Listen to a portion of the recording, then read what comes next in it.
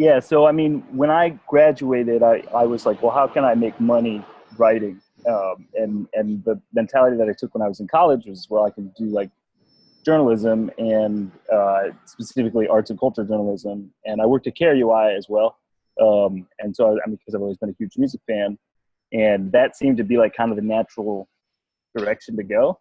But that said, it's like very difficult to get a job in music journalism specifically, let alone one that like will actually pay you and pay you like a living wage. And so when I was it kind of like once I fell into like the path of like interning at Spin and then Rolling Stone, it was kind of like, okay, yeah, this is what I want to do, and this seems to be like what I'm best at.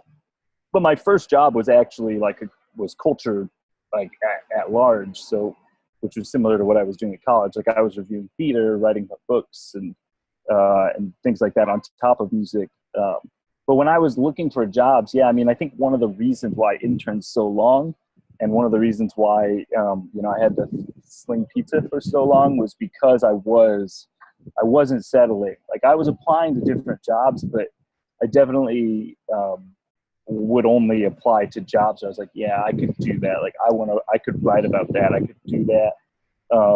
Because I couldn't see myself doing anything else. That's not to say that what I did was the smartest thing by any means. It's just kind of, it worked out for me because I don't know, it just did. It's just like it's like a combination of just like busting your ass and like kind of, and just like kind of getting lucky. I think it was Don McLeese who said this to me.